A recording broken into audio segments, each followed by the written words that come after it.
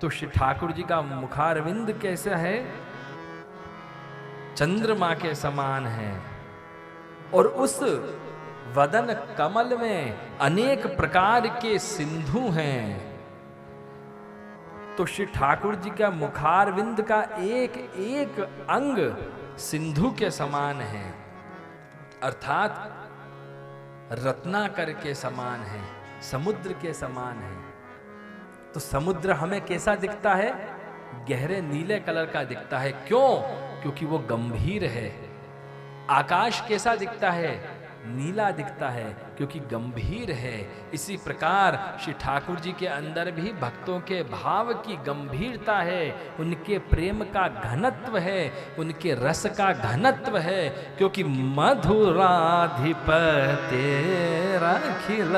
मधुरम, तो ये मधुराधिपते रखिलम मधुरम अर्थात हम सब व्रज भक्तों की जो माधुरी है, जो रस है, उसी से तो श्री ठाकुर जी रसराज बने हैं, मधुराधिपति बने हैं। इसलिए श्री ठाकुर जी का मुखारविंद कैसा है? रत्न के समान है, गंभीर है। तो जैसे समुद्र में से रत्न निकलते हैं, उसी प्रकार श्री ठाकुर जी के मुखारविंद का जब दर्शन करते हैं व्रज भक्त, तो बड़े भाव से, प्रेम से दर्शन करते हैं। तो जिसके हृदय में जैसा भाव होता है, उसके वैसे ही मनोरथ परिपूर्ण श्री ठाकुर जी करते हैं। तो जैसे समुद्र में से रत्न निकलते हैं, उसी प्रकार श्री ठाकुर जी का मुखारविंद का दर्शन हम वैष्णव जन व्रज भक्त जब करते हैं, तो उसमें से अलग अलग मनोरथ रूपी रत्न निकलते हैं। कि कोई वैष्णव श्री ठाकुर जी के मुखारविंद का दर्शन करके यह विचार करता है कि ओहो, आज तो श्री ठाकुर जी की फूल मंडली का मनोरथ करना चाहिए। कोई वैष्णव के मन में मनोरथ होता है कि चलो आज तो श्री ठाकुर जी को दान घाटी में दान अरुगाने का मनोरथ करना चाहिए। तो कोई श्री ठाकुर जी के मुखारविंद का दर्शन करके यह भाव रूपी रत्न उत्पन्न करता है कि आज श्री ठाकुर जी को यह सामग्री भोग धरना चाहिए। तो इस प्रकार भाव रूपी मनोरथ रूपी रत्न प्रकट होते हैं। तो श्री ठाकुर जी परमानंद महारस रूप हैं और अपने वदन कमल सिंधु के द्वारा रस का दान कर रहे हैं। श्री ठाकुर जी का मुखारविंद कैसा है? सिंधु के समान है, समुद्र के समान है। तो अगर श्री ठाकुर जी का मुखारविंद समुद्र के समान है, तो हम भी अपने नयनों को मीन के समान बना लें। जैसे मीन होती है, मछली होती है, वह समुद्र में रहती है और समुद्र में नित्य रमण करती है, विहार करती है, तैरती है। उसी प्रकार हम वैष्णव व्रज भक्त श्री ठाकुर जी के मुखारविंद रूपी समुद्र में, उस रूप माधुरी में रसाप्लावित हो, नित्य गोते लगाएं। जैसा समुद्र कैसा है? खारा है। समुद्र में नमक है, समुद्र खारा है, लेकिन यहां तो श्री ठाकुर जी का मुखारविंद माधुरी युक्त है, कोटि कंदर्प लावण्य युक्त है। तो फिर समुद्र की उपमा क्यों दी? बताओ। कोटि कंदर्प लावण्य, लावण्य अर्थात जिसमें लवणता हो, खारापन हो। तो प्रेम का स्वाद थोड़ा सा नमकीन होता है, खारा होता है। ये बड़ी गंभीर बात है, फिर कभी आपको समझाएंगे। इसलिए कहा श्री ठाकुर जी का स्वरूप कैसा है? लावण्य युक्त है, उसमें लवणता है, थोड़ा सा खारापन है। तो प्रेम का स्वाद, रस का स्वाद मधुरता लिए हुए भी है और थोड़ा सा खारा भी है। तो गुजराती में इसको बहुत अच्छा बोला जाता है। गुजराती में नमक को क्या बोलते हैं? मीठू। मीठू बोलते हैं। क्यों? क्योंकि बिना नमक के रसोई रसायन नहीं होती। इसलिए अपने जीवन में अपने भाव मनोरथ रूपी रसोई को रसायन बनाना है तो श्री ठाकुर जी के प्रेम का लावण्य उसके अंदर पधरा दो तो जीवन रसमय आनंदमय हो जाएगा। तो श्री ठाकुर जी का वदन कमल जो है, मुखारविंद जो है, वह सिंधु है। वो सिंधु तो प्रवाहित होता रहता है, उसमें तरंगे आती रहती हैं। उसमें कभी छोटी तरंगे आती हैं, कभी बड़ी तरंगे आती हैं, कभी उत्ताल तरंगे आती हैं। तो इसी प्रकार श्री ठाकुर जी के मुखारविंद में व्रज भक्तों को दान करने के लिए कभी रस थोड़ा उत्पन्न होता है, कभी व्रज भक्तों के मुखारविंद का दर्शन करके श्री ठाकुर जी के मुखारविंद का जो रस प्रवाह है ज्यादा होता है। और जैसे पूर्णिमा आती है तो क्या होता है, समुद्र में ज्वार आता है, बड़ी बड़ी तरंगे आती हैं, हाई टाइड्स आती हैं। उसी प्रकार जब वैष्णव के हृदय में पूर्णिमा आती है तो उस पूर्णिमा का दर्शन करके श्री ठाकुर जी के मुखारविंद का समुद्र पूर्ण विशाल स्वरूप में उत्ताल तरंगे लेकर अपनी सीमा के आगे निकल जाता है। और सीमा के आगे जब निकलता है तो क्या होता है, उसकी रस धारा, अमृत की धारा बहने लगती है। क्योंकि वदनम मधुरम, वदन कमल अमृत के समान है। तो वो जब अमृत स्रवित होता है, वदन कमल का जब अमृत स्रवित होता है, अब वो कैसे होता है कि जब श्री ठाकुर जी भक्तों के साथ लीलाएं करते हैं, लीला रमण करते हैं, तो श्री ठाकुर जी के मुखारविंद में अमृत रस उत्पन्न होने लगता है, स्वेद उत्पन्न होने लगता है, श्रम बिंदु उत्पन्न होने लगती हैं। वह रस है, उस रस का दर्शन करके व्रज भक्त जो है रसमग्न हो जाते हैं। उस मुखारविंद के सिंधु में गोते लगाना प्रारंभ कर देते हैं। यह तो अपना अपना भाग्य है। कोई भवसागर में गोते लगाता है और कोई श्री ठाकुर जी के रस सागर में गोते लगाता है। तो जिनके ऊपर श्री ठाकुर जी के वदन कमल की शोभा की कृपा हो जाती है, वह तो रस समुद्र में गोते लगाते हैं। इसलिए कितना सुंदर वर्णन करा है गोपी ने, निरखन थाकी हो लाल की रूप माधुरी निहार। एक गोपी दूसरी गोपी से वर्णन करती है कि मैं तो थकित हो गई, चकित हो गई, विस्मित हो गई। तो बोले ऐसा क्या देख लिया तूने? उसकी सखी पूछती है तो वह गोपी कहती है कि मैंने श्याम सुंदर के मुखारविंद का दर्शन किया है। बोले हाँ, श्याम सुंदर के मुखारविंद का? बोले हाँ, श्री श्याम सुंदर के मुखारविंद का दर्शन किया है, वदन कमल का दर्शन किया है। और जब वदन कमल का दर्शन किया तो उस रूप माधुरी का रसपान मैंने अपने नयनों से किया तो मेरी नेत्र वहीं के वहीं अटक गए कि नैना मोरे अटकेरी या मोहन के संग। तो वहां के वहीं मेरे नयन अटक गए। तो बोले ऐसी क्या बात थी कि वह रूप और उस रूप की मधुरता, रूप में भी मधुरता है। रूप माधुरी निहार निरखन थकी हो लाल की रूप माधुरी हार। तो कोई किसी के लौकिक मुख के ऊपर आसक्त हो जाता है, कि कोई किसी को देखता है और विचार करता है कि देखो कितना सुंदर है इसका चेहरा। कोई लौकिक रूप माधुरी पे आसक्त होता है और कोई अलौकिक रूप माधुरी पे आसक्त होता है। तो जो लौकिक रूप माधुरी पे आसक्त होता है वो भवसागर में गोते लगाता है, और जो अलौकिक रूप माधुरी पे आसक्त होता है वो तो श्री ठाकुर जी के मधुरामृत में रस किल्लौल करता है, आनंद करता है। और जो रूप माधुरी में मोहित होता है, लौकिक सौंदर्य पे मोहित होता है, तो लौकिक सौंदर्य तो कैसा है, माया के द्वारा जन्य है, वह सौंदर्य तो चला जाता है।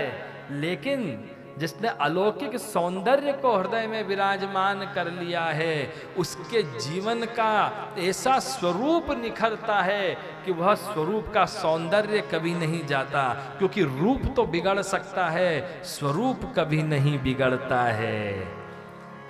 तो श्री ठाकुर जी के वदन कमल का दर्शन करके, मुख कमल का दर्शन करके जब उसकी रूप माधुरी का रसपान हम करते हैं, तब हमारा रूप नहीं स्वरूप निखर जाता है, परम सौंदर्य हमें भी प्राप्त हो जाता है। और श्री ठाकुर जी का श्री मुखारविंद कैसा है कि उस रूप माधुरी का रसपान गोपियां भी कर रही हैं, ग्वाल बाल भी कर रहे हैं, पशु पक्षी भी कर रहे हैं, गायें बड़े भाव से एक टकटकी लगाकर अपने गोपाल के मुखारविंद का दर्शन कर रही है, वेणु का नाद श्रवण कर रही है। पूरी वृंदावन की रूप माधुरी श्री कृष्ण के वदन कमल की रूप माधुरी से सुशोभित हो रही है। तो श्री ठाकुर जी का मुखारविंद कैसा है, जिसका दर्शन करने के लिए गोपियां दौड़ी चली जा रही हैं कि श्री ठाकुर जी प्रकट हुए हैं, गोलोक से गोकुल में पधारे हैं। तो ब्रज भक्त श्री ठाकुर जी के मुखारविंद का दर्शन करने के लिए आकुल व्याकुल होके सुध बुध भूल करके नंद भवन की ओर दौड़े चले जा रहे हैं कि मानो लाल मुनिन की पात पिंजरन छूट चली कि कृष्ण कमल मुखन रखवा चालो श्री नंद जी ने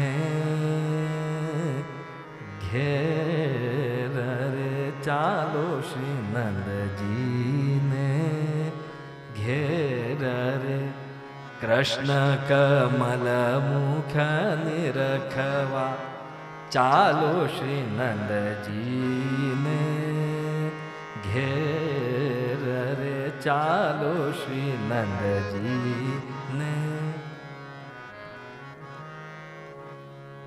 तो श्री नंदराय जी के श्री यशोदा जी के पास दौड़ी चली जा रही है गोपियां श्री ठाकुर जी के मुखारविंद का दर्शन करने के लिए। तो ये मुखारविंद की शोभा कैसी है, जो वैष्णवों को ही मोहित नहीं करती, जो रसिकों को ही मोहित नहीं करती, जो केवल प्रेमियों को ही मोहित नहीं करती, यह तो ज्ञानियों और ध्यानियों को भी मोहित कर लेती है। इसलिए तो जब श्री ठाकुर जी वन में पधारे, तब ऋषि मुनि भी श्री ठाकुर जी के मुखारविंद का दर्शन करके मोहित होकर स्त्री भाव से युक्त हो गए, उनके अंदर भी गोपी भाव जागृत हो गया।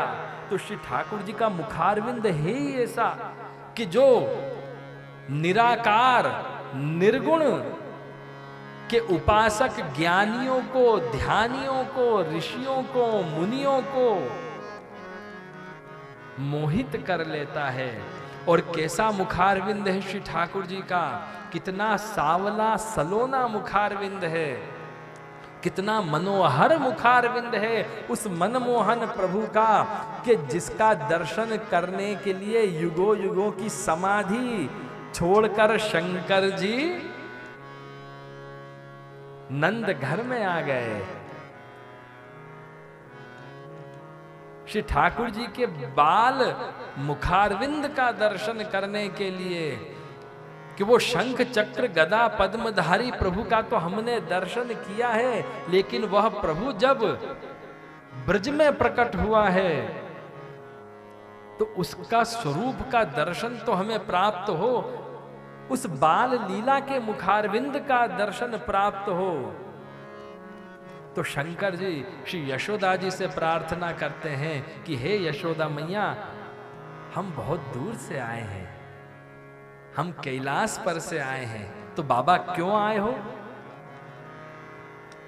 कुछ दान चाहिए? बोले हाँ दान तो चाहिए। तो बोले क्या चाहिए? रत्न दे दूं? तो बोले नहीं चाहिए। अन्न धन दे दूं?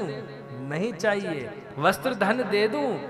ये बाघांबर लपेट रखा है, रेशम के वस्त्र दे दूं? बोले नहीं चाहिए। तो फिर दान में क्या चाहिए? बोले मैया तेरे लाला के मुखारविंद का दर्शन दान में चाहिए, तेरे लाला के मुखारविंद का दर्शन करा दे। हमने सुनी है तेरे लाला का मुखारविंद बड़ा सुंदर है।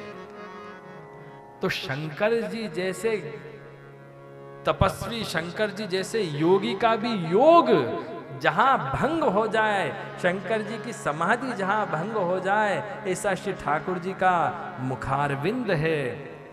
इसलिए तो कहा कि लाली मेरे लाल की जित देखूं तित लाल, और लाली देखन में गई तो मैं भी हो गई लाल।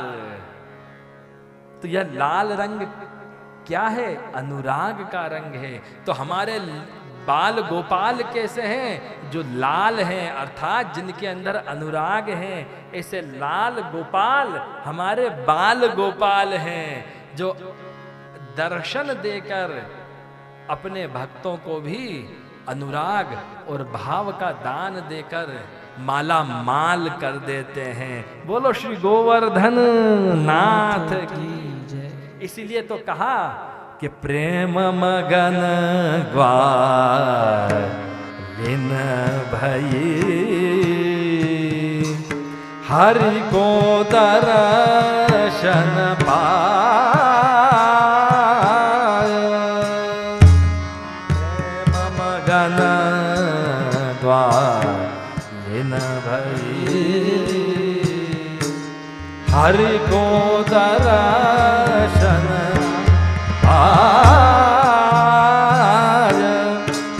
मुख से वचन ना आवहि, मुख से वचन ना आवहि, रही ठगोर जाय मोहन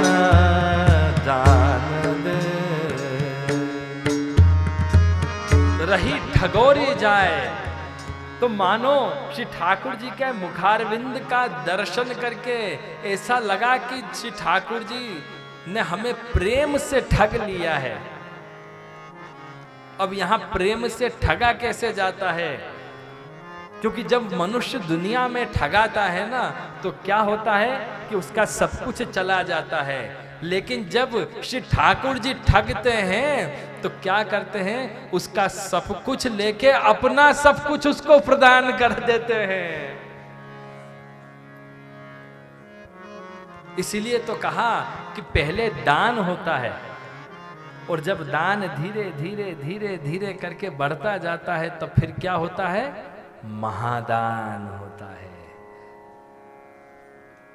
तो प्रेम मगन ग्वालिन भई, तो जो गोपी है श्री ठाकुर जी का दर्शन करके भाव मगन, प्रेम मगन हो गई, हरि को दर्शन पाए। यहां हरि शब्द क्यों दिया पता है? जो हरण करते हैं वो हरि हैं। तो श्री ठाकुर जी मन के हरण हैं। मन सिज मन के हरण, मेरे तो कान हेरी ज्ञान ध्यान, सब सुख के करण। एक कड़ी है, एक से एक खुलती जाती है।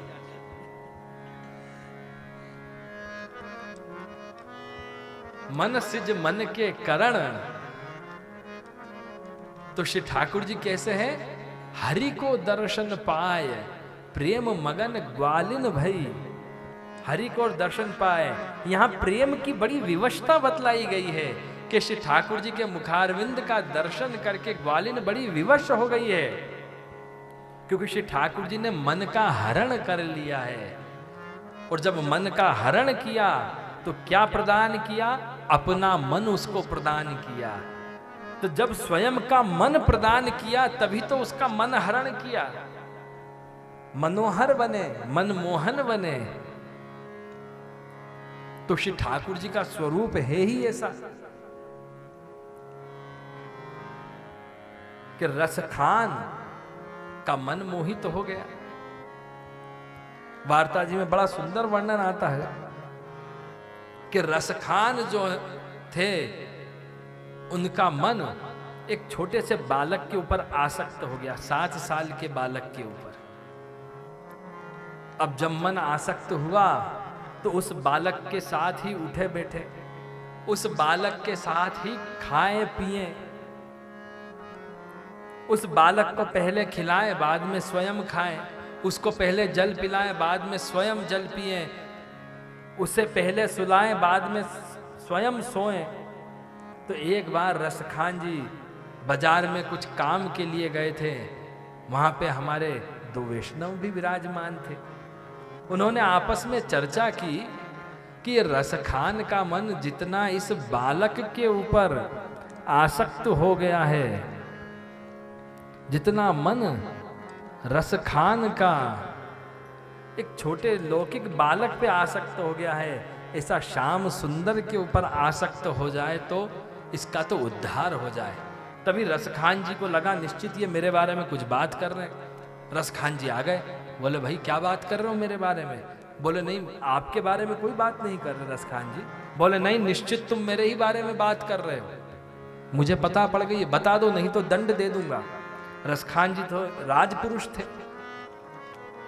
बोले हम ये चर्चा कर रहे थे रसखान जी कि जितना प्रेम आप इस बालक से करते हो, इतना अगर नंद नंदन से करो तो आपको जीवन में परम आनंद की प्राप्ति होगी।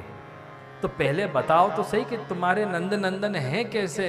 तो एक वैष्णव जो था वो अपनी पाग में श्रीनाथ जी बाबा का चित्र रखता था। उसने अपनी पाग में से श्रीनाथ जी का चित्र निकाल के रसखान जी को हाथ में दिया, और जैसे ही रसखान जी ने श्रीनाथ जी बाबा के मुखारविंद का दर्शन किया तो लट्टू भट्टू हो गए, मोहित हो गए, आसक्त हो गए, अनुरक्त हो गए।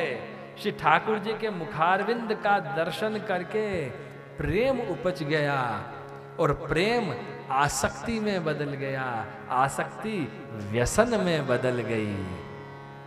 ऐसे लटू भटू हुए।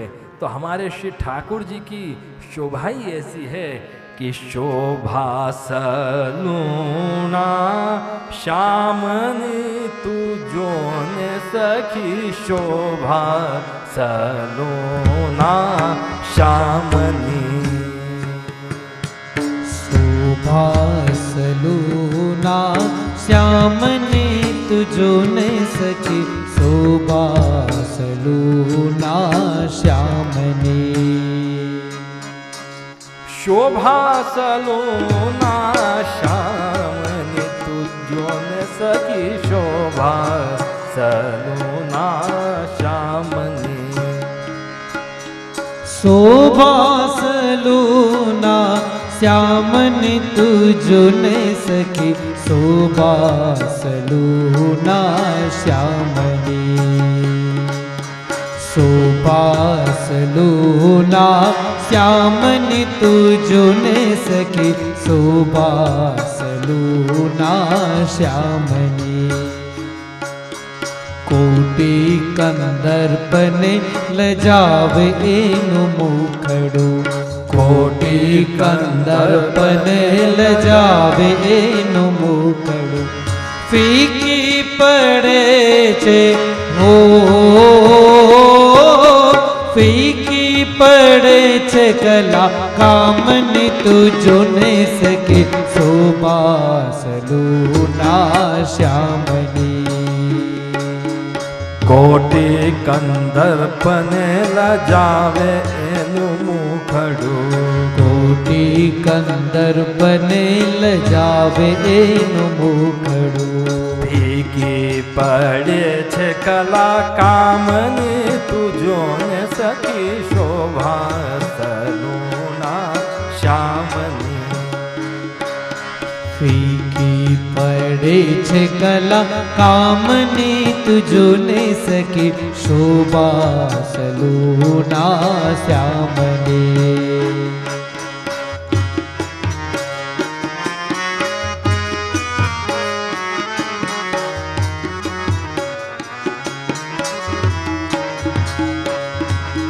સદગુરુ સાગર નટવર નાગર, સદગુરુ સાગર નટવર નાગર. બલિહારી હો બલિહારી હું એના નામની તો જોને સકી શોભા સલુના શ્યામની. શોભા સલુના શ્યામની તુજો ને સખી શોભા સલુના શ્યામની.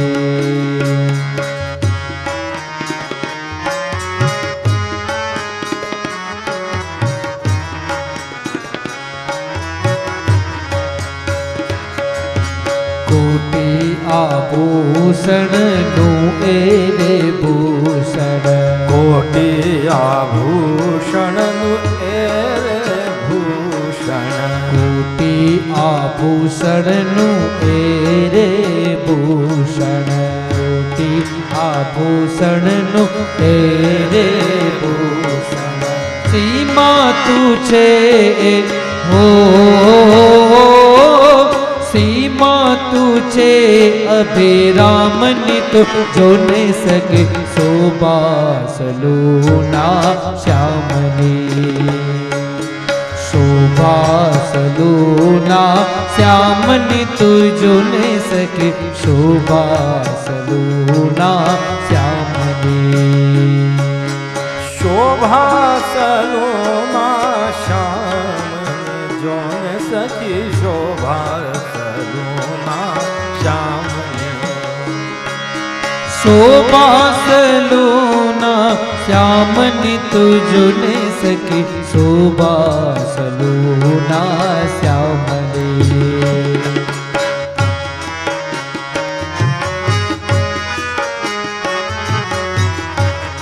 हाँ तालियों के साथ सब वैष्णव तालियों से. જે ઓળખે તેન તો એ સાર સર્વનો, જે ઓળખે તેને તો એ સાર સર્વનો. બીજી વસ્તુ તે હો, બીજી વસ્તુ તે નથી કામની તુજો ને સકે શોભા સલુના શ્યામની. શોભા સલુના શ્યામની તુજો ને સકી શોભા સલુના શ્યામની. શોભા સલુના શ્યામની, શોભા સલુના શ્યામની તુજો ને સકી શોભા સલુના શ્યામની.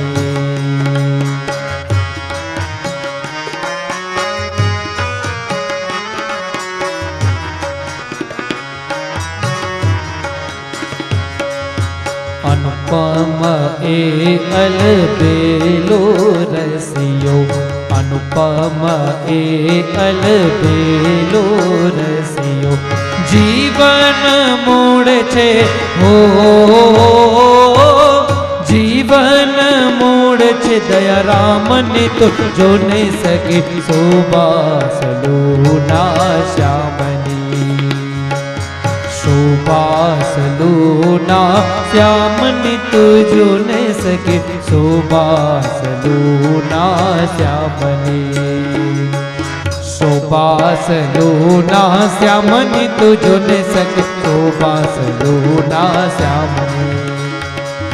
शोभा सलूना श्यामनी तुझो ने सके शोभा सलूना श्यामनी शोभा सलूना श्यामनी हो शोभा सलूना श्यामनी तुझो ने सके शोभा सलूना श्यामनी अनुपमा ए अलबेलो रसियो अनुपमा ए अलबेलो रसियो जीवन मूल छे हो जीवन मूल छे दयारामनी तुझो ने सके शोभा सलूना श्यामनी शोभा सलूना श्यामनी तुझो ने सके शोभा सलूना श्यामनी शोभा सलूना हो शोभा सलूना श्यामनी तुझो ने सके शोभा सलूना श्यामनी शोभा सलूना श्यामनी शोभा सलूना श्यामनी। श्री गोवर्धन नाथ की जय।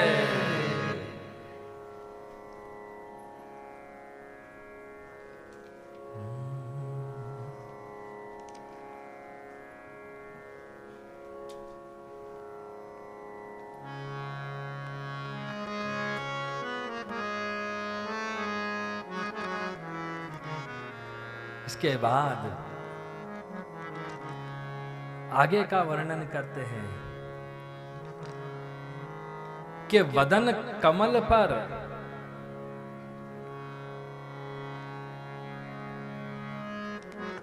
और कौन सा कमल विराजमान है, तो अधरम मधुरम वदनम मधुरम नयनम मधुरम।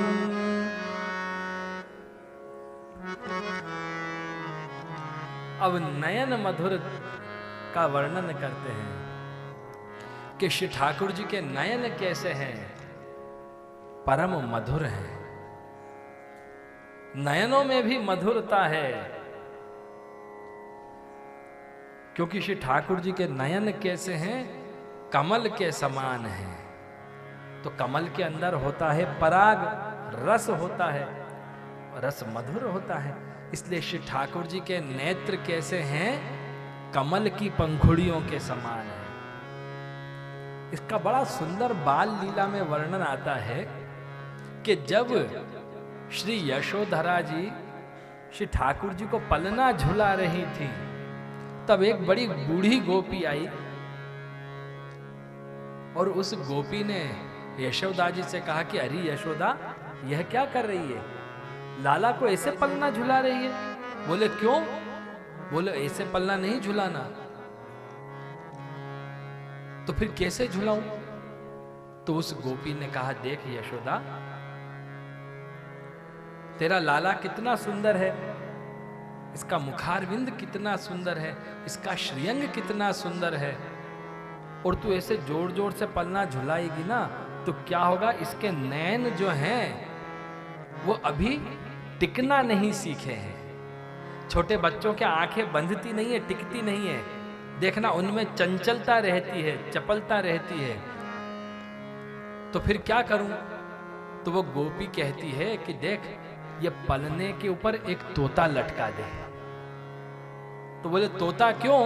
बोले तोता इसलिए कि जब पलना झुलाएगी ना तू, तो चाहे पलना इस तरफ आए या पलना उस तरफ जाए, किसी भी तरफ जाए, तेरा लाला अगर तोते को देखता रहेगा, वो तोता जो है झूमर के जैसा लटका रहेगा, तो तेरे लाला की आंखें बंध जाएंगी और बड़ी बड़ी कमल की पंखुड़ियों के समान आंखें हो जाएंगी तेरे लाला की। क्योंकि गोपियां तो जानती है ना कि श्याम सुंदर जब बड़े होंगे तो क्या होगा, नयनम मधुरम। तो नयन से भी तो मधुरता का दान प्राप्त करना है। इसलिए श्री ठाकुर जी के नेत्र कैसे होने चाहिए, कमल के समान होने चाहिए। तो गोपियों चाहे छोटी हो उम्र में या बड़ी हो, किसी में वात्सल्य भाव है, किसी में प्रीति भाव है। तो भाव क्या है कि नेत्र बड़े सुंदर होने चाहिए। तो नेत्र को किसकी उपमा दी है? कटाक्ष की, नयन कटाक्ष। तो नेत्र कमल के समान भी हैं, नेत्र मीन के समान भी हैं, नेत्र कटाक्ष के समान हैं, नेत्र खंजन के समान हैं। तभी तो राधा जी के मन के रंजन बने हैं, व्रज भक्तों के मन के रंजन बने हैं।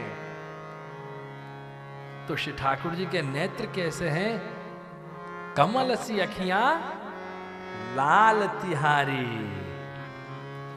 तो श्री ठाकुर जी के नेत्र टेढ़े हैं। जब श्री ठाकुर जी वेणु वादन करते हैं ना, तो नेत्र तिरछे करके करते हैं। क्यों?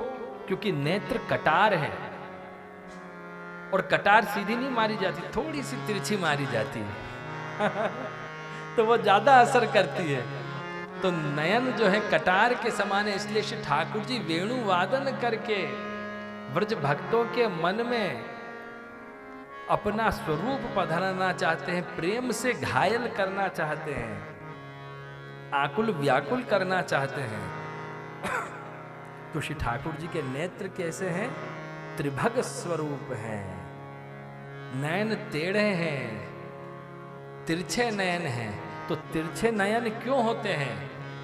मानो वो कोई इशारा कर रहे हैं, कोई भाव जना रहे हैं, कोई मांग बता रहे हैं, कोई मांग नहीं कर रहे हैं, कोई लीला का संकेत देना चाह रहे हैं। इसलिए श्री ठाकुर जी बार बार तिरछे तिरछे नयन करके, अपन लौकिक में भी करते हैं ना, कई बार आंखें तिरछी करके एक दूसरे को इशारा करते हैं, है ना। तो इसका मतलब अपन कुछ बताना चाह रहे हैं। तो श्री ठाकुर जी भी भाव का गोपन करके, भाव को गुप्त रख करके, व्रज भक्तों को नयन तिरछे करके, नयन कटाक्ष के द्वारा कुछ संकेत देना चाह रहे हैं। आपने कभी श्री ठाकुर जी के नयन का ऐसा दर्शन किया? नहीं सोचा ना कभी, है? तो आवनी के समय जब श्री ठाकुर जी गौचारण करके पधार रहे हैं, तब गोपीजन अपने भाव मनोरथ का वर्णन विविध प्रकार से श्री ठाकुर जी के सन्मुख कर रहे हैं। तो श्री ठाकुर जी कभी मुस्कुराते हुए गोपियों को भाव का पोषण दे के संकेत कर रहे हैं, तो कभी तिरछे तिरछे नयन के द्वारा कोई भाव का संकेत दे रहे हैं। ऐसे नयन चला करके कह रहे हैं कि हाँ गोपी, मैं कल तेरे घर माखन आरोगने आऊँगा। तो किसी गोपी को कहते हैं कि नहीं आज तो संभव नहीं है, मैं कल आऊँगा। तो किसी को कहते हैं मैं आज आऊँगा। देखो नेत्र चलाने के भी बड़े भाव हैं।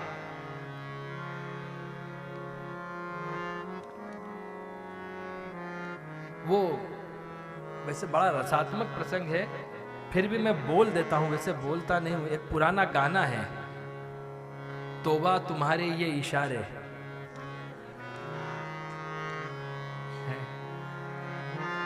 आगे किसी को पता है? तौबा तुम्हारे ये इशारे, राज ये कैसे खोल रहे हैं, तुम नयनों से बोल रहे हो, जादू आते हैं तुमको सारे। तो हमारे श्री ठाकुर जी जो हैं, उनके नेत्र भी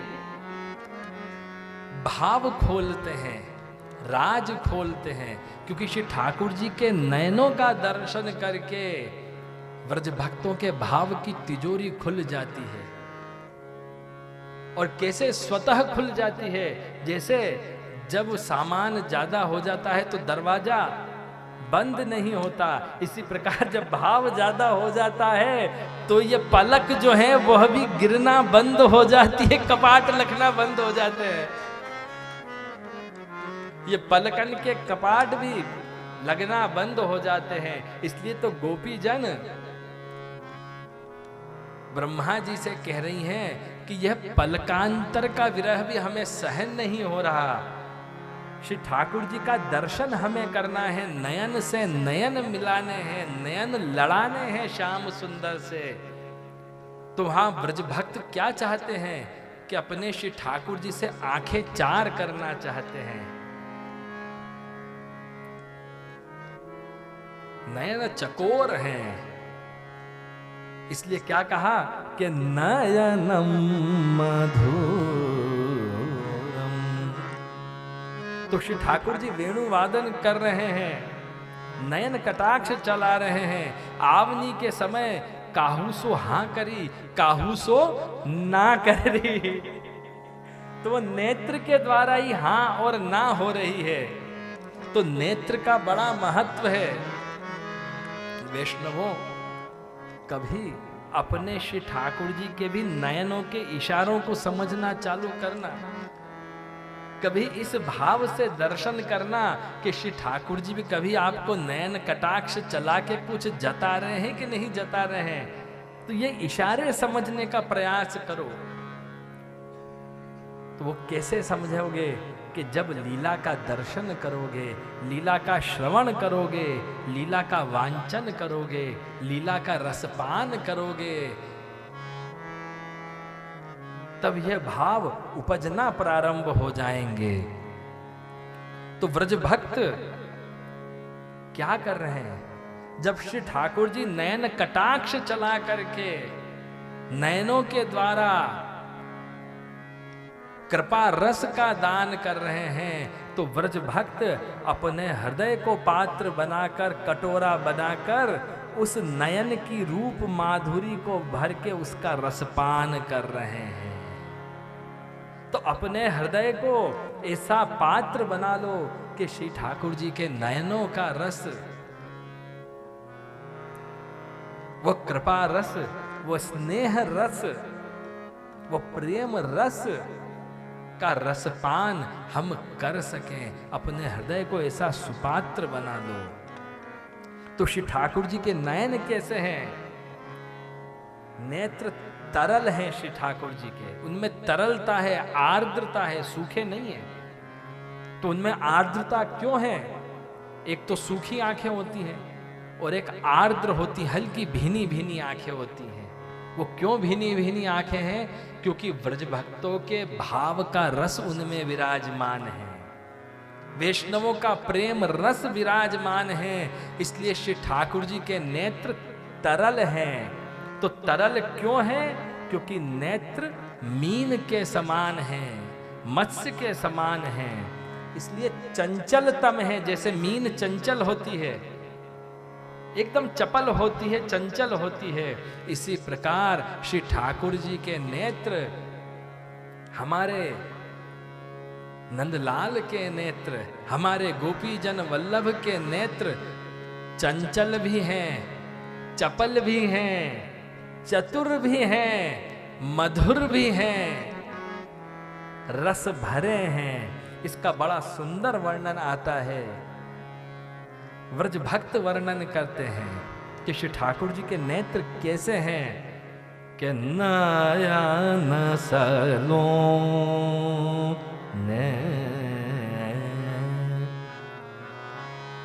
तरुणा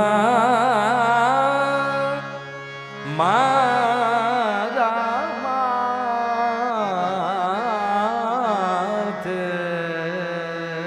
नयन सलों।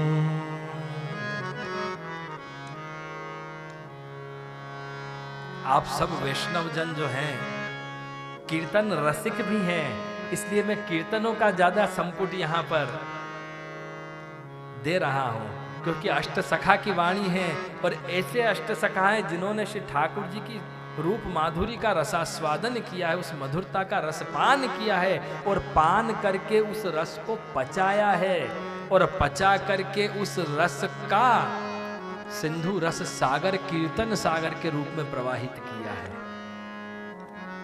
तो क्या कहा? नयन सलोने, सलोने नयन है श्री ठाकुर जी के। अब सलोने का अर्थ बड़े गंभीर होते हैं। सलोने सामग्री भी होती है जिसके अंदर मधुरता भी होती है और खारापन भी होता है। तो ऐसी सलोनी सामग्री, तो श्री ठाकुर जी के नयन कैसे हैं? सलोने हैं। क्यों? क्योंकि तरुण हैं और मदमाते हैं। तो तरुणता का अर्थ क्या है? पूर्ण सौंदर्य में है। और मदमाते हैं। मदमाते क्यों हैं? कि जैसे कोई अपने से प्रेम करे, कोई अपने से दो मीठे वचन बोले, कोई अपने सभी प्रकार से ख्याल रखे, अपनी आवश्यकता का ख्याल रखे, अपने सुख का ख्याल रखे, तो अपन भी कितने आनंदित हो जाते हैं, हृष्ट पुष्ट हो जाते हैं, अपन भी कितने प्रफुल्लित हो जाते हैं, एक हृदय में खुशी का सागर लहराने लगता है। इसी प्रकार व्रजभक्त जो हैं श्री ठाकुर जी की सेवा में किसी प्रकार की चूक नहीं होने देते। इसलिए श्री ठाकुर जी के नयन कैसे हैं? मदमाते हो रहे हैं, भाव से भरे हुए हो रहे हैं। और बड़ा सुंदर वर्णन आता है कि श्री ठाकुर जी के नयन कैसे हैं कि नयनम मधुरम, क्योंकि श्री ठाकुर जी ने नेत्र में अंजन धारण किया हुआ है। इसलिए श्री ठाकुर जी के नेत्र, हमारे प्रभु के नेत्र, श्याम सुंदर के नेत्र अंजन धारण करने से परम शोभायमान हो रहे हैं, बड़े मधुर हो रहे हैं, रसमय हो रहे हैं। क्योंकि वो अंजन किसका है? श्री स्वामिनी जी का, श्री राधा जी का प्रसादी अंजन श्री ठाकुर जी ने धारण कर रखा है। जब श्री ठाकुर जी का विवाह ब्रह्मा जी ने करवाया ब्रज लीला में, भांडिर वन में करवाया, तब क्या हुआ? ब्रह्मा जी ने श्री ठाकुर जी से कहा कि प्रभु अब आपका विवाह हुआ है, तो विवाह के समय मांग भरी जाती है वधू की, तो आप श्री स्वामिनी जी की मांग भरो। तो वहां सिंदूर कहां से लाए? तो वहां पर श्री गिरिराज जी की शिला के ऊपर श्री ठाकुर जी ने उंगली घिसी और सिंदूर प्रकट हो गया। तो वो सिंदूरी शिला बनी और वो सिंदूर श्री स्वामिनी जी की मांग में श्री ठाकुर जी ने भरा। अब कहा कि सिंदूर भरने के बाद एक बड़ी मधुर एक रीति होती है। जब विवाह होता है ना, तो वर वधू एक दूसरे को काजल लगाते हैं। अब तो विवाह के प्रकार सब बदल गए। तो पहले इतने मधुर प्रकार थे विवाह के, एक दूसरे को काजल लगाते थे। तो श्री ठाकुर जी ने श्री गिरिराज जी की एक शिला घिसी और क्या किया, उसमें से काजल प्रकट हुआ। वो कज्जली शिला बनी श्री गिरिराज जी की, और वह काजल श्री स्वामिनी जी को धराया। अब श्री स्वामिनी जी से ब्रह्मा जी ने कहा कि हे स्वामिनी जी, अब आप भी श्री ठाकुर जी को काजल धराओ। तो श्री ठाकुर जी ने कही उंगली घिसो श्री गिरिराज जी की शिला पे। तो श्री स्वामिनी जी ने कहा नहीं। बोले क्यों? बोले हे श्याम सुंदर, आप तो परम रसिक हो और व्रज भक्तों के अधीन हो, तो आपको तो सभी व्रज भक्त प्रिय हैं, लेकिन मैं तो आपकी स्वामिनी हूं, मैं तो राधा जी हूं। कहीं मुझे छोड़ के आप दूसरे व्रज भक्त के पास नहीं चले जाओ, आपको मेरे अलावा दूसरा कोई दिखे ही नहीं, इसलिए मैं तो अपने नैनों का काजल आपके नैनों में धराऊंगी, ताकि मेरा प्रसादी काजल आपके नयनों में रहेगा तो सब जगह आपको राधा राधा ही दिखेगी, श्री स्वामिनी जी का ही दर्शन होगा। तो श्री ठाकुर जी के नयन इसलिए परम मधुर हैं क्योंकि उसमें श्री स्वामिनी जी के प्रेम का रस माधुर्य विराजमान है। और व्रज भक्त तो बड़ा सुंदर वर्णन कहते हैं कि जब व्रज भक्त कहते हैं कि हे प्रभु आपके नयन परम सुंदर हैं, तो श्री ठाकुर जी पूछते कैसे हैं मेरे नयन? तो व्रज भक्त क्या कहते हैं? श्री गोवर्धन राय लाला,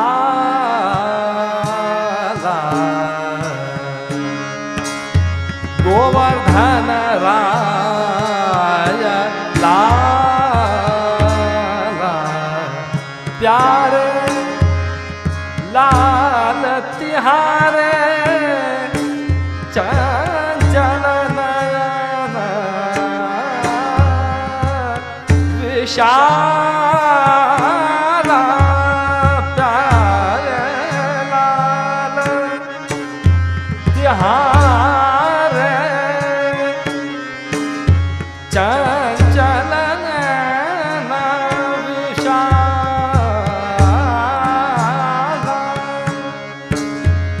श्री गोवर्धन राय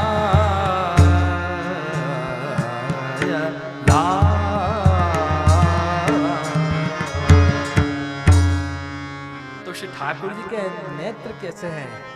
प्यारे लाल तिहारे।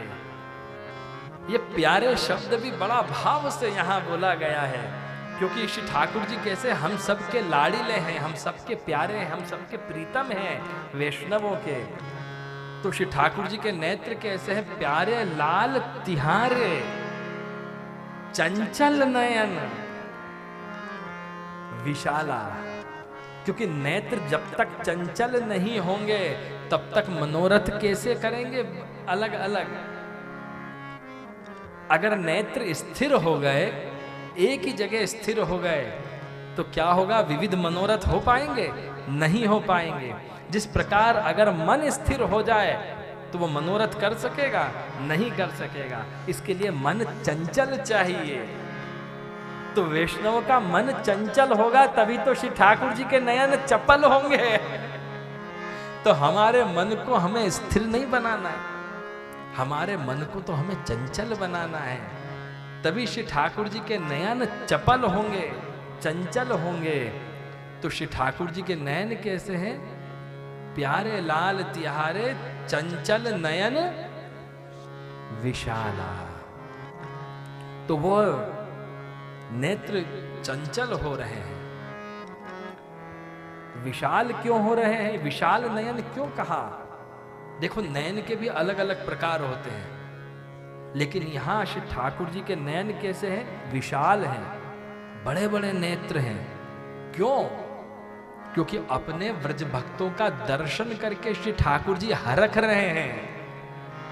व्रज भक्तों को निरख करके श्री ठाकुर जी के मन में अपार आनंद हो रहा है। स्नेह का सागर, कृपा का सागर हिल्लोर ले रहा है। इसलिए श्री ठाकुर जी के नेत्रों से प्रसन्नता व्यक्त हो रही है। जब मनुष्य बड़ा प्रसन्न होता है तो कहते हैं ना, आंखें बड़ी बड़ी हो जाती है। खुशी के कारण आंखें बड़ी हो जाती हैं, चंचल हो जाती हैं।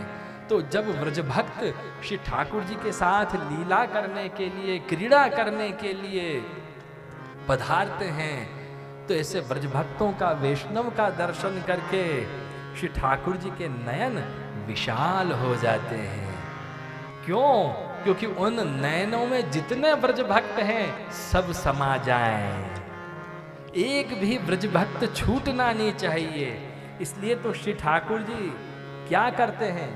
जब वेणु वादन करते हैं तो नेत्र बंद करके करते हैं, क्योंकि नैनों के कपाट में, नैनों की तिजोरी में जितने व्रजभक्त बसे हुए हैं उन सबका ध्यान करके, वेणु वादन करके उनको बुला रहे हैं श्री ठाकुर जी। इसलिए नयन विशाल किए हुए हैं श्री ठाकुर जी ने कि जितने मेरे वैष्णव हैं वो कोई छूटना नहीं चाहिए। सबको श्री ठाकुर जी ने नयन कमल के द्वारा हृदय कमल में विराजमान कर लिया है। वैसे तो दुनिया जो है भगवान की समाधि लगाती है, योगी श्री ठाकुर जी की समाधि लगाते हैं, ज्ञानी ध्यानी श्री ठाकुर जी की समाधि लगाते हैं, लेकिन हमारे श्याम सुंदर गोपी जन वल्लभ प्रभु कैसे हैं जो अपने व्रज भक्तों के लिए प्रेम समाधि लगाते हैं, भाव समाधि लगाते हैं। हमारे श्री ठाकुर जी प्रेम सन्यासी हैं। आपने सन्यासियों के तो अलग अलग प्रकार सुने होंगे, लेकिन ये प्रकार नहीं सुना होगा। हमारे श्री ठाकुर जी प्रेम सन्यासी हैं। इसलिए जितने व्रज भक्त श्री ठाकुर जी के नेत्र में विराजमान हैं, हृदय में विराजमान है, सबका नाम ले लेके, सबका स्मरण करके, सबके मुखारविंद का दर्शन कर करके श्री ठाकुर जी वेणुनाद करके उनको बुला रहे हैं। तो जब ऐसा भाव व्रज भक्तों का होता है तब श्री ठाकुर जी के नयन चंचल हो जाते हैं। और जब व्रज भक्त श्री ठाकुर जी को प्रेम का दान करने के लिए आतुर हो जाते हैं, तब श्री ठाकुर जी के नेत्र चपल हो जाते हैं। इसलिए श्री ठाकुर जी के नेत्र कैसे हैं? श्री गोवर्धन राय लाला प्यारे प्यारे प्यारे लाल तिहारे चंचल नयन विशाला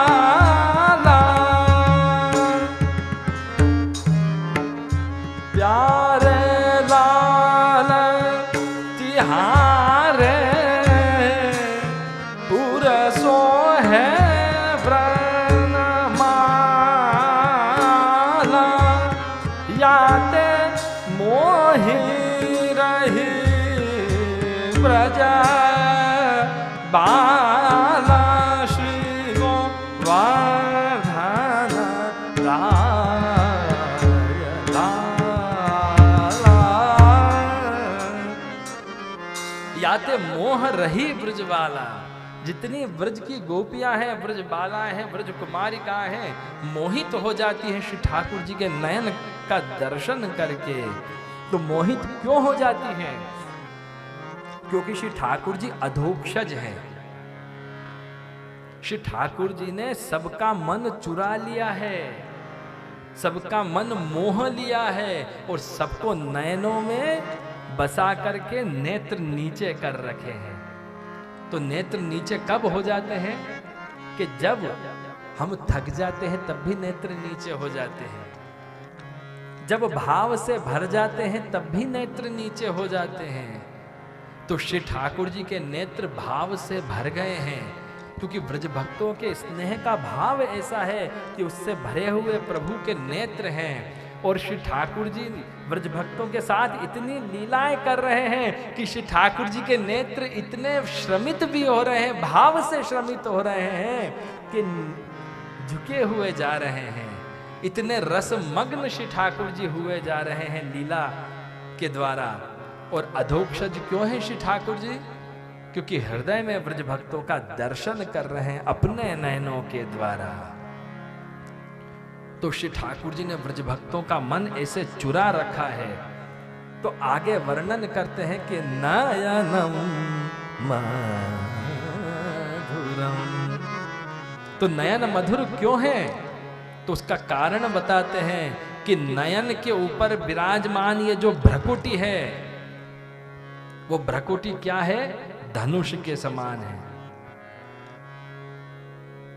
एक बड़ा सुंदर पद और आता है, तेरी ब्रोह की मरोड़न ते ललित त्रिभंगी भये।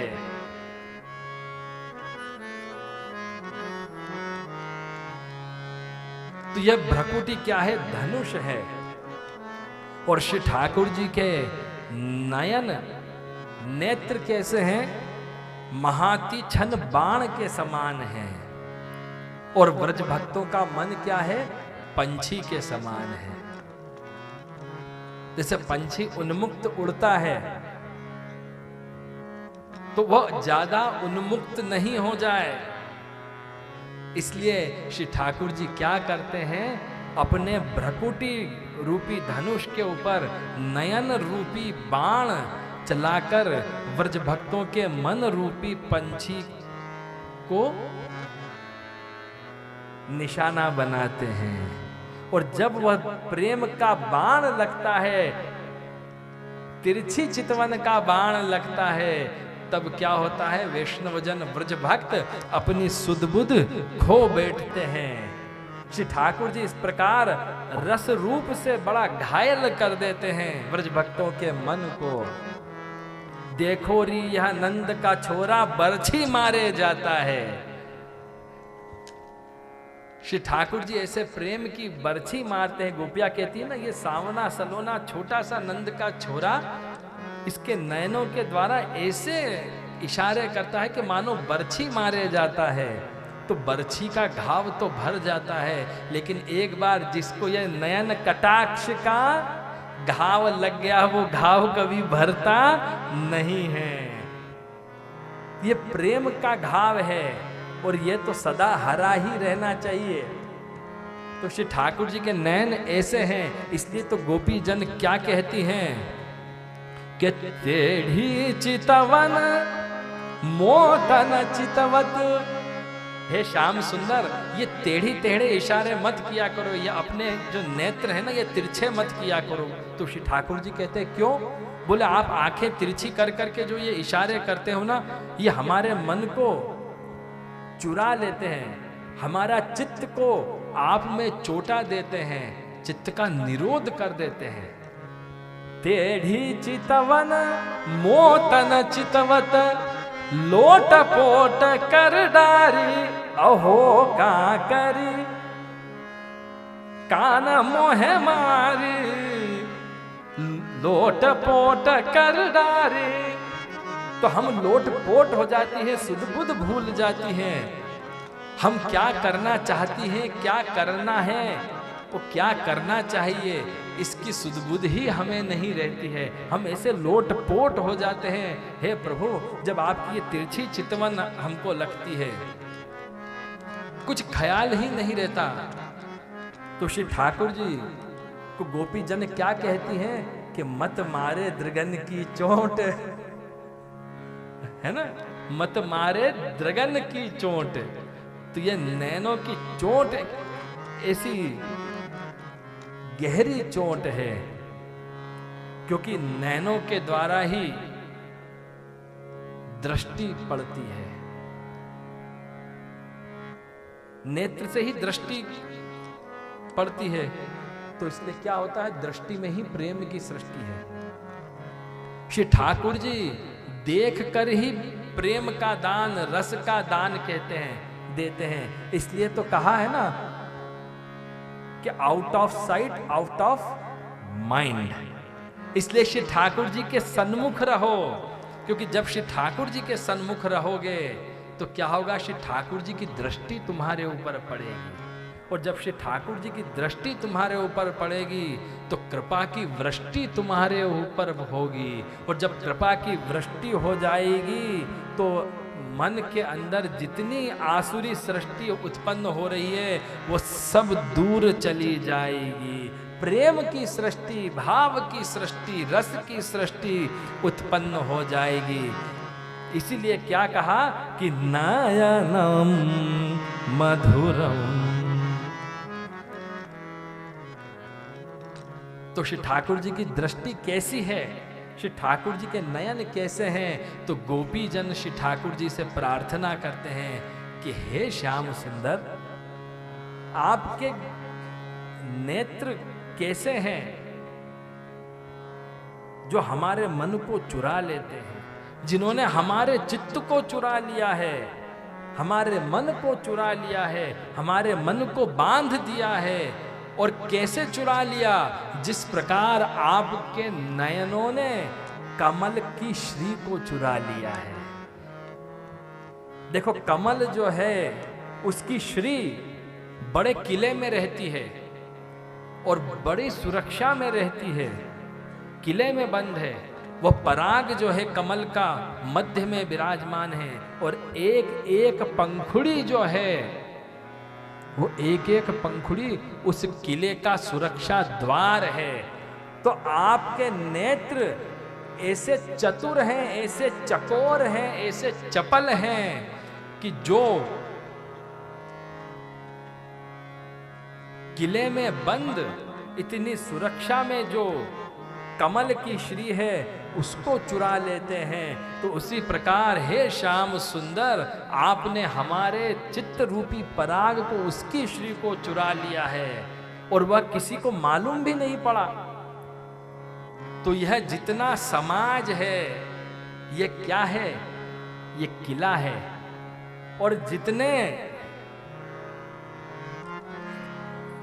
इस समाज के ज्ञान, कर्म इत्यादि का जो भाव है वो उसके एक एक दरवाजे हैं। उसके अंदर हम वैष्णवों की श्री विराजमान हैं, तो श्री ठाकुर जी जिसकी मधुरता का आस्वादन करना चाहें, जिस वैष्णव के भाव का आस्वादन करना चाहे, तो को वंदो को निंदो को करो उपहास री नंदलाल सो मेरो मन मान्यो कहा कहेगो करेगो कोई री। श्री ठाकुर जी उसको चुरा ही लेते हैं। तो श्री ठाकुर जी की दृष्टि कैसी है? प्रेम की कटार है।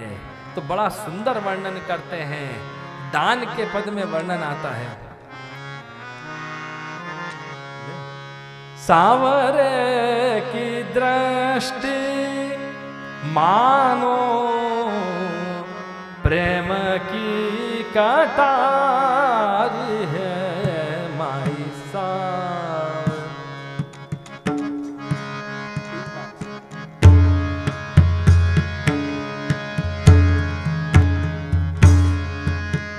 सांवरे की दृष्टि मानो प्रेम की कटार है माई सा। लगत बेहाला भई गोरसा की सुधा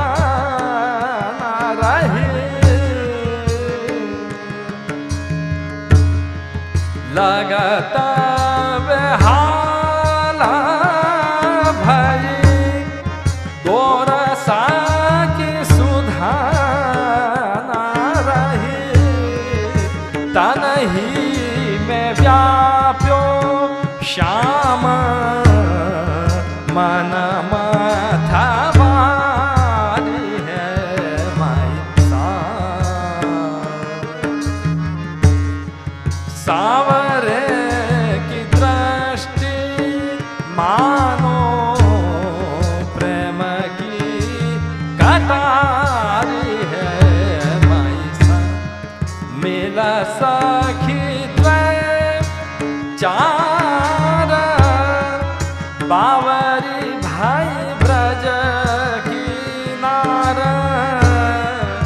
मैंने वाको जान्यो नाही कुंज को बिहारी है माई सा। कुंडल मुकुट सोहे पीतांबर धारी। सावरी सगोने पर सुर बलिहारी है माई सा। सांवरे की दृष्टि मानो प्रेम की कटारी है माई सा। तो श्री ठाकुर जी की दृष्टि कैसी है? प्रेम की कटार है। तो आगे बड़ा सुंदर वर्णन करते हैं कि नयनम मधुरम। तो नेत्र कमल में, नयन कमल में 4 समुद्र हैं। वो 4 रस रूपी समुद्र सदा नयन में विराजमान रहते हैं हमारे श्याम सुंदर के, कमल नयन प्रभु के। तो वो 4 समुद्र कैसे हैं? एक मंद हास्यामृत का समुद्र है। मंद हास्यामृत जिसको अपने यहाँ कहते हैं स्मित हास्य, थोड़ा सा मुस्कुराना। और दूसरा कोटि रमादि रस सागर।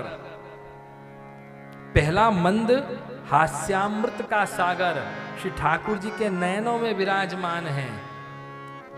और एक है कोटि रमादि सागर। तीसरा है चपल अमृत का सागर, चापल्यामृत सागर। और चौथा है अरुण अमृत का अरुणामृत सागर। तो इन चारों सागरों में व्रज भक्त जो हैं मीन बन करके, मछली बन करके तैरते रहते हैं, आनंद लेते रहते हैं। तो श्री ठाकुर जी के नेत्र कैसे हैं? कमल के समान हैं। तो कमल नाम किसका? कमल सदृशा कौन? लक्ष्मी। तो कमल कोश का अनुभव लक्ष्मी जी कर रही हैं, लेकिन वर्णन नहीं कर पा रही हैं। क्यों? क्योंकि उसका वर्णन करने का सामर्थ्य इस लक्ष्मी का नहीं है। तो उस नयन कमल के कमल कोश का, उसके श्री का वर्णन करने का सामर्थ्य किसमें है? कि लक्ष्मी सहस्र लीला भी सेव्यमानम कलानिधिम। उसका वर्णन तो आप ब्रज भक्त गोपी जन ही कर सकते हो। उसका सामर्थ्य तो लक्ष्मी जी का भी नहीं है। तो अलौकिक लक्ष्मियां जो हैं, गोपियां जो हैं, वही उसका वर्णन कर सकती हैं। तो नेत्र कैसे हैं? शोभा के समुद्र हैं, शोभा के सागर हैं, जिसमें परम शोभा विराजमान है।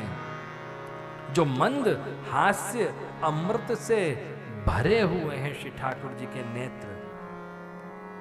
तो जिस प्रकार अब नेत्र के चारों समुद्र का वर्णन करते हैं कि पहला समुद्र क्या है? मंद हास्यामृत समुद्र। तो श्री ठाकुर जी के नेत्र कैसे हैं? अंकुश के समान है। जैसे हाथी को वश में करने के लिए महावत अंकुश रखता है हाथ में, उसी प्रकार श्री ठाकुर जी वैष्णव के चंचल मन को वश में करने के लिए नेत्रों का अंकुश लगा के रखते हैं। देखो नेत्रों का अंकुश कैसे लगता है? सामान्य रूप से आप देखना कि कई बार कोई बालक मस्ती करता है तो अपन नेत्र से देखते हैं ना, उसको बच्चा तुरंत समझ जाता है कि माँ की नजरें कहाँ जा रही हैं, आंखें क्या बोल रही हो, तुरंत सतर्क हो जाता है। ऐसे ही श्री ठाकुर जी अगर कुछ खटपट करते हैं तो स्वामिनी जी भी जो यूं देखती है, तो श्री ठाकुर जी और वैष्णव अगर कुछ, ब्रज भक्त अगर कुछ करते हैं तो श्री ठाकुर जी तुरंत सतर्क कर देते हैं। तो अंकुश लगा के मर्यादा में रखते हैं श्री ठाकुर जी नेत्र के द्वारा, क्योंकि मर्यादा भी आवश्यक है। क्योंकि पुष्टि रूपी बगीचे को, भाव रूपी बगीचे को सहेजना है तो थोड़ी मर्यादा की बागड़ लगाना भी, बाउंड्री लगाना भी आवश्यक है। तो श्री ठाकुर जी के नेत्र कैसे? अंकुश के समान हैं, जो व्रज भक्तों के मन को वश में रखते हैं। और दूसरा है मंद हास्यामृत का सागर। तो ये मंद हास्यामृत का सागर क्या करता है? व्रज भक्तों के भाव का पोषण करता है। नेत्रों से हंसा भी जाता है। जब मन में प्रसन्नता होती है ना, तो नेत्र भी हंसते हैं। तो नेत्र जो हैं श्री ठाकुर जी के व्रज भक्तों के भाव का पोषण करते हैं। और दूसरा और तीसरा वर्णन करते हैं श्री ठाकुर जी के नेत्र कैसे हैं? जिनमें चपलता का अमृत सागर भरा है, चापल्यामृत सिंधु जिनके अंदर विराजमान है। अर्थात जो नेत्र चला चला करके व्रज भक्तों को संकेत देते हैं कि हाँ, मैं तुम्हारे मनोरथ परिपूर्ण करूंगा। अब कैसे देते हैं नेत्र का संकेत श्री ठाकुर जी को? कि एक गोपी की आदत लग गई कि श्री ठाकुर जी के मुखारविंद का, श्री ठाकुर जी का दर्शन करने का उसको बड़ा चस्का, चाव लग गया। अब श्री ठाकुर जी को बार बार नजर लग जाए, और जब बार बार नजर लग जाए तो यशोदा जी श्री ठाकुर जी को बाहर नहीं जाने दे, कि बोले नहीं लाला बाहर नहीं जाना, तू जब भी बाहर जाता है तो ये गोपियां तुझे नजर लगा देती है मेरे लाला, बार बार राई नोन करना पड़ता है। तो अब क्या किया जाए? ठाकुर जी का दर्शन कैसे किया जाए? ठाकुर जी का तरस और परस कैसे प्राप्त किया जाए? तो उस गोपी ने एक चतुराई करी। और चतुराई क्या करी कि सुबह ही सुबह पहुंच गई यशोदा जी के महल में। तो श्री यशोदा जी ने पूछा कि गोपी तू क्यों आई है? तो गोपी को तो मन में चटपटी लगी है, श्री ठाकुर जी के दर्शन की लगी है चटपटी, दरस की, पर बोले कैसे कि श्याम सुंदर का दर्शन करना, क्योंकि जैसे ही बोलेंगे तो यशोदा जी बहाना निकाल लेंगी कि नहीं अभी तो मेरा लाला पौड़ रहा है, अभी तो मेरा लाला माखन आरोग रहा है। तो उस गोपी ने दूसरा बहाना निकाला, और ऐसा बहाना निकाला कि यशोदा जी भी प्रसन्न हो गई, हर मां प्रसन्न हो जाए ऐसा बहाना निकाला उसने। उस गोपी ने क्या कहा? मुख देखन हो आई लाल को, मुख देखन हो आई। जगत गुरु श्री वल्लभाधीश की जय।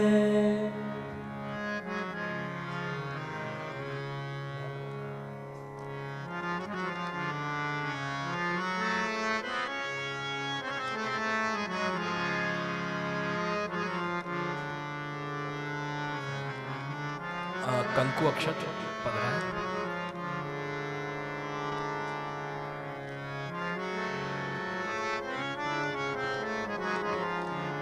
परम पूज्य, परम आदरणीय,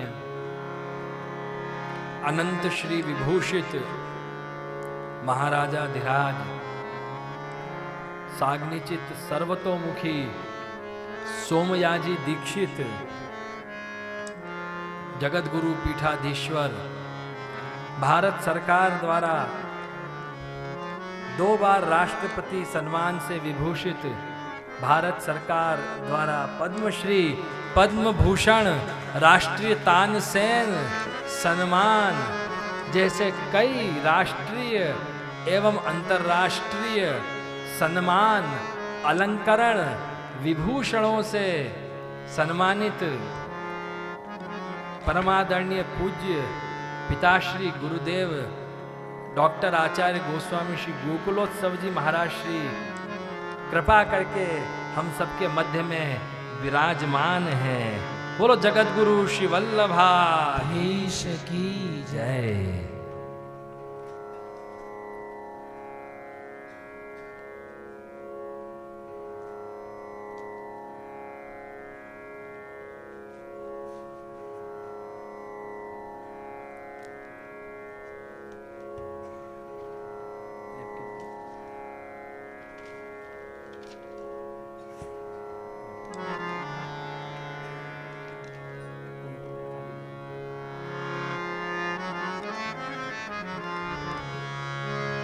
श्री वल्लभ विठ्ठल गिरधारी, श्री यमुना जी की बलिहारी। श्री वल्लभ विठ्ठल गिरधारी, श्री यमुना जी की बलिहारी। वल्लभ विठ्ठल गिरधारी, यमुना जी की बलिहारी। वल्लभ विठ्ठल गिरधारी, श्री यमुना जी की बलिहारी। श्री वल्लभ विठ्ठल गिरधारी, श्री यमुना जी की बलिहारी। श्री वल्लभ विठ्ठल गिरधारी, यमुना जी की बलिहारी।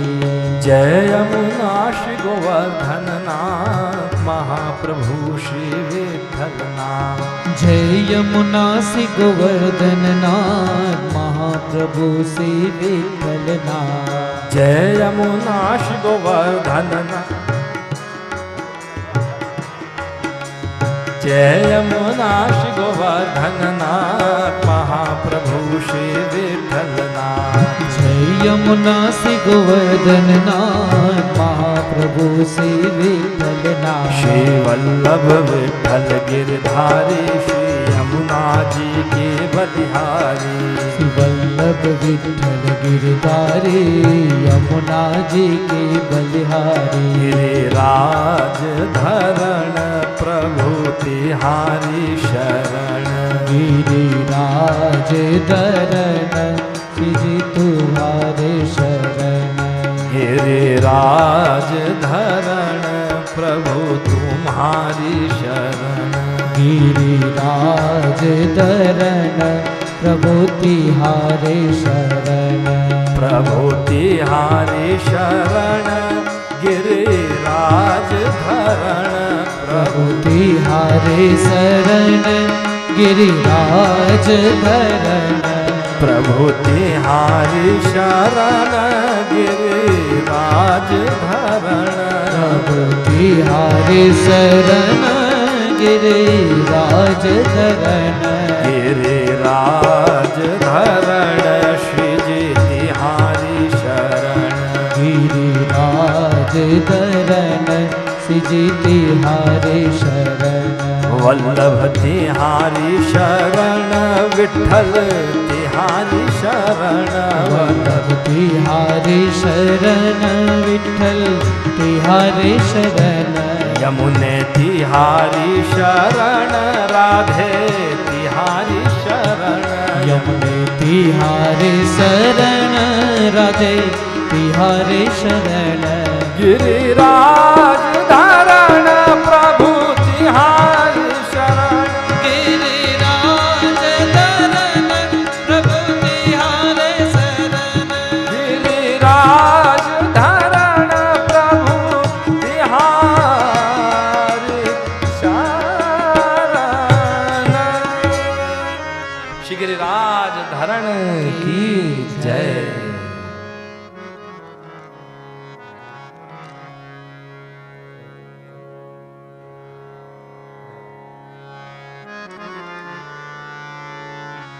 तो गोपी क्या कहती है? मुख देखना हो आई लाल को, मुख देखना हो आई काला मुख देखा गई दधी बेचना तुरत ही गयो बिकाई लाल को, मुख देखना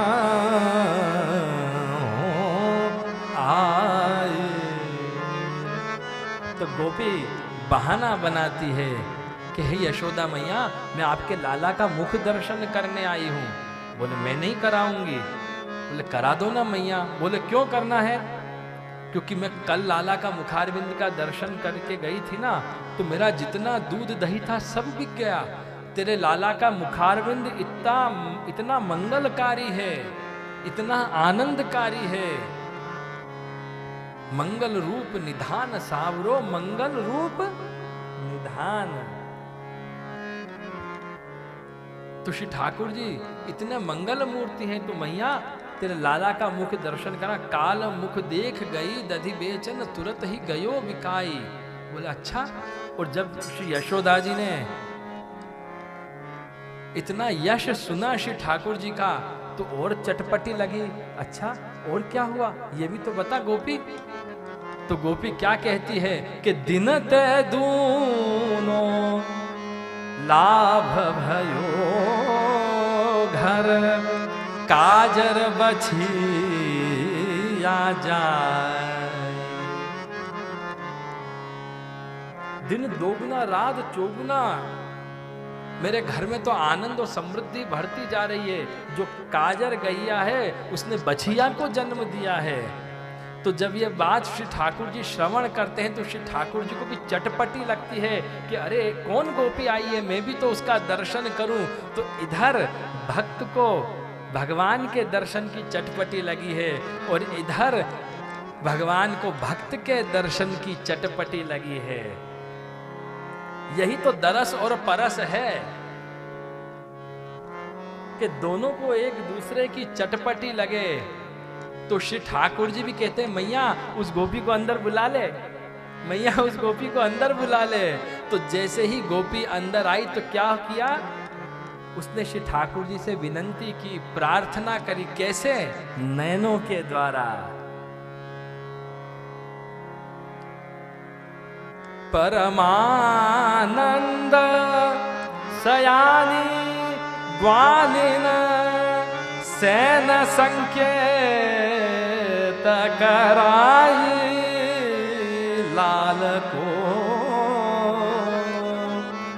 मुख देखान हो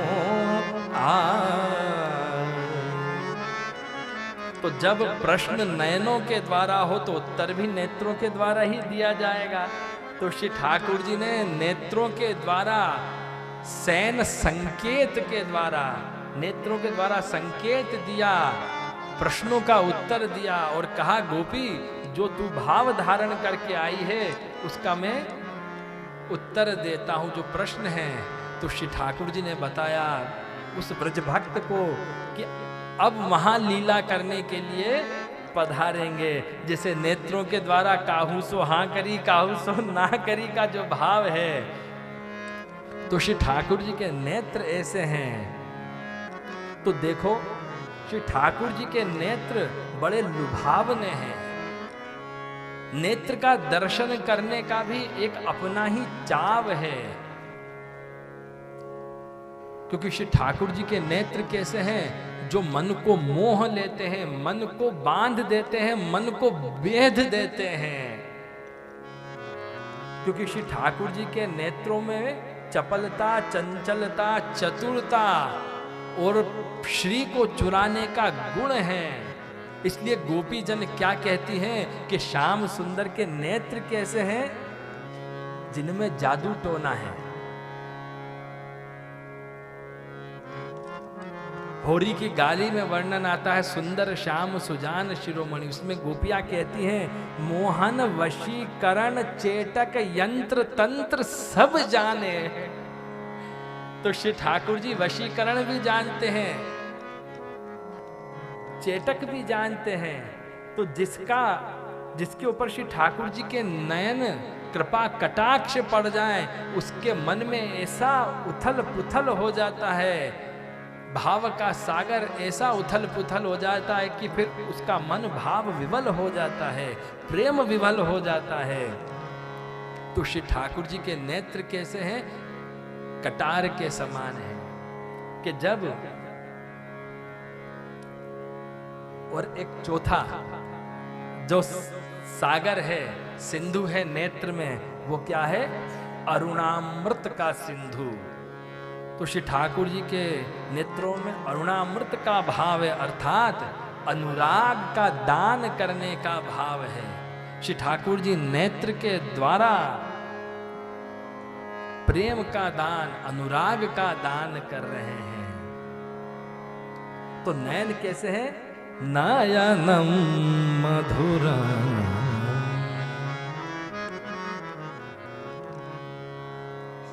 परम मधुर है, क्योंकि उनमें तीर के समान तीखापन है, बरछी कटार के समान तीखा है, लेकिन फिर भी उसका लगा हुआ घाव पीड़ा नहीं देता, सुख देता है, आनंद देता है। और कैसा आनंद देता है कि श्री ठाकुर जी को कोई अस्त्र शस्त्र धारण करने की आवश्यकता नहीं है। ये अस्त्र शस्त्र तो श्री ठाकुर जी दिखाने के लिए धारण करते हैं। श्री ठाकुर जी के तो नयन कटाक्ष ही पर्याप्त है सबको घायल करने के लिए। और इसका बड़ा रसमय वर्णन अपन ने श्रवण किया। और एक और वर्णन आता है कि जब श्री रुक्मिणी जी ने श्री ठाकुर जी को पत्र लिख के विनंती करी कि हे श्याम सुंदर, हे लीला विहारी प्रभु, मेरा ऐसा भाव है कि मैं आपको पति मान चुकी हूं, तो आप मेरा वरण करने के लिए पधारो। लेकिन यह संभव नहीं है, क्योंकि मेरा भाई मेरा विवाह शिशुपाल के साथ करवाना चाहते हैं, तो आप मेरा हरण करके मेरा वरण करो। तो जैसे ही श्री ठाकुर जी ने यह पत्र पढ़ा, तुरंत श्री ठाकुर जी रथ के ऊपर विराजमान हुए, दारुक को कहा कि रथ दौड़ाओ। और जैसे ही कुंडनपुर के वहां पधारे तो क्या हुआ, देखा हजारों सैनिक हैं। दारुक ने कहा कि प्रभु जाएंगे कैसे, अपने पास तो सेना भी नहीं है, मैं जो रथ चला रहा हूं और आप अकेले विराजमान हो, और हजारों सैनिक, कोई तलवार लिए, कोई धनुष लिए, कोई गदा लिए, कोई बर्छी लिए, कोई भाला लिए, समस्त अस्त्र शस्त्रों से सुसज्जित होकर खड़े हुए हैं प्रभु, हम इनसे युद्ध कैसे करेंगे? तो श्री ठाकुर जी कहते हैं तू चिंता मत कर, तू तो बस रथ चलाता जा। और जैसे ही रथ आगे बढ़ता गया, श्री ठाकुर जी ने अपनी मोहिनी मुस्कान के द्वारा, अपने नयन कटाक्ष के द्वारा जितने सैनिक थे उनको देखना प्रारंभ किया। और जितने सैनिक थे वो दृष्टि पड़ते से ऐसे घायल हुए कि उनके हाथ से सब अस्त्र शस्त्र छूट गए। जो मारने के लिए खड़े थे वो श्री ठाकुर जी की रूप माधुरी की प्रशंसा करने लगे। कोई मुखारविंद के सौंदर्य की प्रशंसा कर रहा है, कोई अधर कमल के सौंदर्य की प्रशंसा कर रहा है, कोई नयन कटाक्ष की सुंदरता का बखान कर रहा है। तो श्री ठाकुर जी के नयनों में वो शक्ति है कि जो शक्ति तलवार में भी नहीं है। हजारों सैनिकों को नेत्रों से ही घायल कर दिया। और नयन की तो बात ही क्या,